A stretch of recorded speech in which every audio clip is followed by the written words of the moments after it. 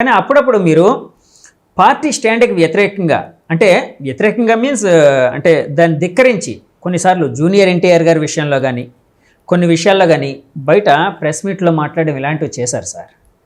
అంటే జూనియర్ ఎన్టీఆర్ గారి అవసరం పార్టీకి ఇప్పుడు ఎంత ఉందని అనుకుంటూ ఉన్నారు మీరు? మీరు అడిగినట్టే మీడియా వాళ్ళు అడిగారు, జూనియర్ ఎన్టీఆర్ గారు రావాలనేది అంటున్నారు కదా, మీరేమంటారని. అది కుటుంబ వ్యవహారం, వాళ్ళు చూసుకోవాలి, నాకు సంబంధం లేదు, నాకు టచ్లో లేను. వస్తే కలిసి వస్తే మంచిది అందరం, అంతే కదా.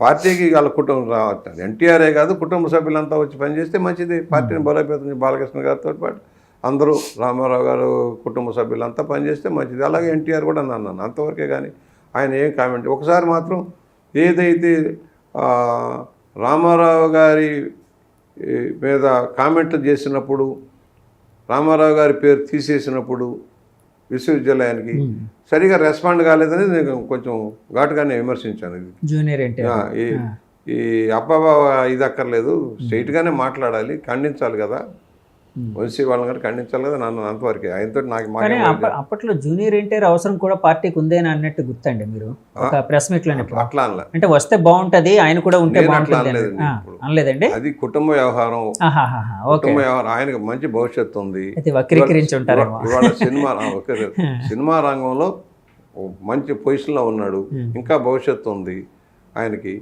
అక్కడి నుంచి డైరెక్ట్ ఎలక్షన్లకు రాలేకపోవచ్చు ఆయన, ఎందుకంటే వాళ్ళు టాప్ పొజిషన్ ఇంకా ఉంది, బోల్డ్ వయసు ఉంది కుర్రాడు, మంచి నటుడు, చాలా మంచి నటుడు, రామారావు గారి దాకా మంచి నటుడు. అందువలన మేమేమన్నామంటే వచ్చి పార్టీకి సపోర్ట్ చేస్తే మంచిదే, అది వాళ్ళ కుటుంబ వ్యవహారం వాళ్ళు చూసుకుంటారు, నాకు సంబంధం లేదని చెప్పి. దాన్ని ఒక్కరి భాష చేతి నేనేం చెప్తాను? చంద్రబాబు గారిని కూడా నేను వ్యక్తిగతంగా విమర్శించాలి. మన పాలసీస్ కొంత భిన్నంగా వెళ్తున్నాయి, ఏదైతే ఇతర పార్టీలను తెచ్చి పార్టీకి నష్టం జరుగుతుంది. ఇప్పుడు మొన్న పార్టీ ఓడిపోయాక రావాల్సిన విధంగా రావట్లా. అక్కడ కూర్చున్న వాళ్ళు ఏదో ఇప్పుడు మీరున్నారు, మీ కుటుంబ సభ్యులను ప్రమోట్ చేసుకుంటూ కూర్చుంటే అవ్వదు కదా. నేను నా కుటుంబ సభ్యులను ప్రమోట్ చేసుకుంటూ అలా పార్టీలో అంతర్గతంగా లోపాలు ఉన్నాయని చెప్పి ఈ రాజకీయాలు నమస్కారం అన్నాను, ఒకటే మాట. అంటే యాక్చువల్గా ఆ కారణం చేత మీరు పార్టీని వదిలి వెళ్ళిపోతానని అన్నారంటే, లేకపోతే ఇంకేదైనా కారణం చేత అండి? మధ్య అన్నారు కదండి పార్టీకి రిజైన్ చేయబోతున్నాను ఇట్లా అని. 19 గెలిచాక 19 సంవత్సరంలో గెలిచాక కొత్త వాళ్ళకు కూడా అవకాశం ఇద్దాము, ప్రోత్సహిద్దాము, పార్టీని బలోపేతం చేద్దాము. మా బోటాన్ని కూడా పోటీ చేయాల్సిన అవసరం ఉండకపోవచ్చు, మేము కొత్త కుర్రాలను కూడా పెంచుదాము, నా పోస్ట్ కూడా నాకు ఇచ్చిన డిప్యూటీ లీడర్ కూడా అక్కర్లేదు, ఇంకెవరికైనా బీసీలకు ఇద్దామని పార్టీ కోసం చెప్పాను. ఓకే, అందరూ పదవులు కావాలని కోరుకుంటారు.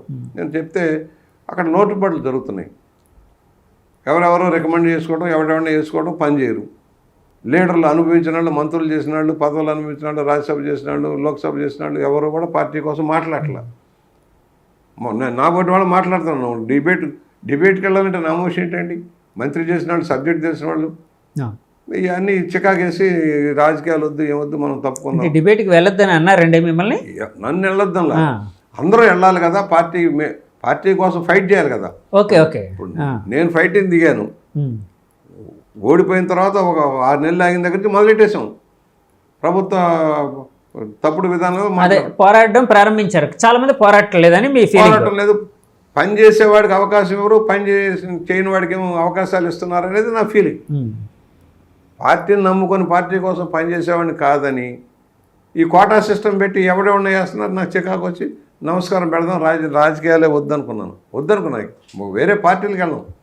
ఇక రాజకీయాలు వదిలేసి నిర్మించుకున్నట్టే మన వాళ్ళంతా వచ్చి అట్లా కాదు, కష్టాల్లో ఉంది పార్టీ, మీరు ఇప్పుడు వెళ్తే ఎలాగని అన్నారు.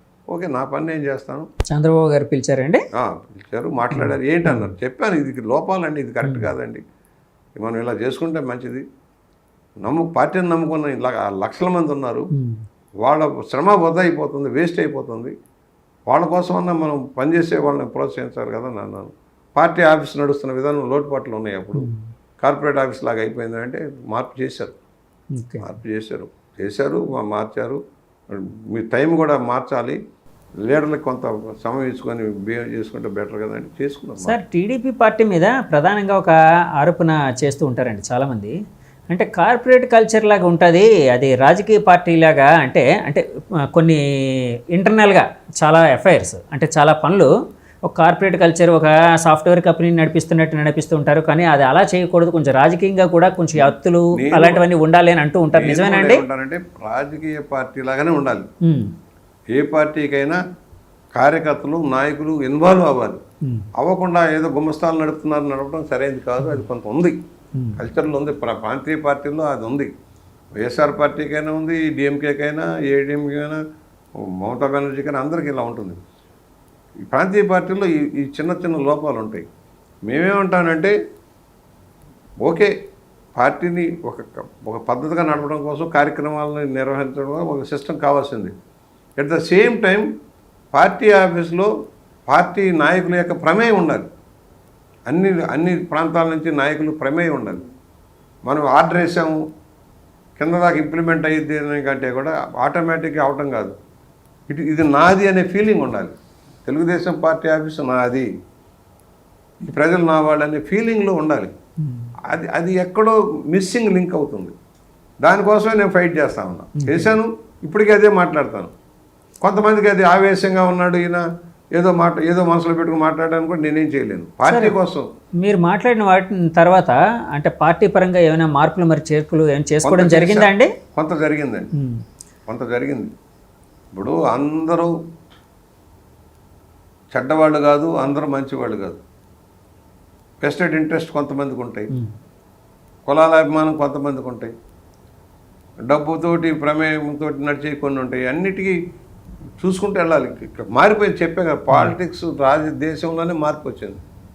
మనమేం తెలుగుదేశం అతీతం కాదు కదా. డబ్బు ప్రభావం పెరిగిపోవడంలో కుల ప్రభావాలు ఇవన్నీ ఉన్నాయి, ప్రాంత ప్రభావాలు అన్నీ ఉంటాయి. కనుక వాటిని అన్నింటినీ బ్యాలెన్స్ చేసుకోవాల్సిన బాధ్యత చంద్రబాబు గారి మీద ఉంటుంది. కనుక ఆయన మరి కొన్ని నిర్ణయాలు తీసుకోక తప్పదు. నేను అన్నీ తప్పు పట్టిన ఆయన ఎంత బ్యాలెన్స్ చేయాలి? మనం కొన్ని ప్రాంతాలనే బ్యాలెన్స్ చేయలేకపోతే ఆయన ఎన్ని ప్రాంతాలను ఎంతమందిని బ్యాలెన్స్ చేసుకోవాలి? అందరినీ కలవాలి. అందరూ కలవాలంటే ఏదో కోరికలతో వస్తారు, ప్రతివాడు కోరికలతో వస్తాడు. అన్ని కోరికలు తీర్చలేరు కదా ఎవరైనా.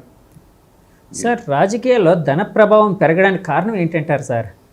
అంటే మీరు మొదట్లో రాజకీయాలకు వచ్చినప్పుడు ధన ప్రభావం లేదని అన్నారు. అప్పట్లో చాలా అంటే పాలసీ పరంగా ఉండేది, ఏదైనా ఫైట్ కూడా పాలసీ పరంగా ఉండేది. మీరు కానీ ప్రతిపక్షాలు కానీ పోరాడుకునేది పాలసీల పరంగానే ఉండేది. కానీ ఇప్పుడు ధన ప్రభావం పెరిగిపోయింది అని అంటూ ఉన్నారు కదండి. ఎందుకు పెరిగింది అంటారు? కారణాలు ఏమంటారు? 3 ఎలక్షన్ల నుంచి మొదలైందండి. అంతకుముందు చాలా తక్కువ ఉండేది. ఒక 3-4 ఎలక్షన్ల నుంచే ఉంది. ఇప్పుడు మేము 9 సార్లు పోటీ చేసాం, 6 సార్లు గెలిచాం. 6 సార్లు దాకా లేదండి ధన ప్రభావం. లేదు, ఖర్చు అవుతుంది ఏదో. ఇప్పుడు ఎలక్షన్ కమిషన్కి ఇచ్చే లెక్కలకి మనం ఖర్చు పెట్టేదానికి తేడాలు ఉంటాయి ఎవరికైనా సరే. అప్పటికి ఇంత లేదండి.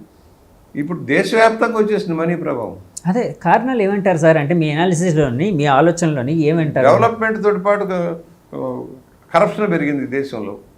డబ్బు ఫ్రీ మనీ వచ్చేస్తుంది. ఒక్కొక్కటి కోట్ల రూపాయలు ఇప్పుడు రియల్ ఎస్టేట్ చేస్తాడు, లేదా ఇండస్ట్రీ వాడు కోట్ల రూపాయలు ఎదజల్లుతున్నాడు. పవర్ మీద మోజు కూడా పెరిగిందని చెప్పచ్చు. మోజు పెరిగింది. అంతే అండి, మోజు పెరిగిందండి. పదవి మీద మోజు పెరిగింది. గ్లామర్ అనుకుంటున్నారు, పదవి గ్లామర్ అనుకుంటున్నారు, సర్వీస్ అనుకోవట్లా. బ్యాడ్ లక్ ఏంటంటే మనం సర్వీస్ చేద్దాము.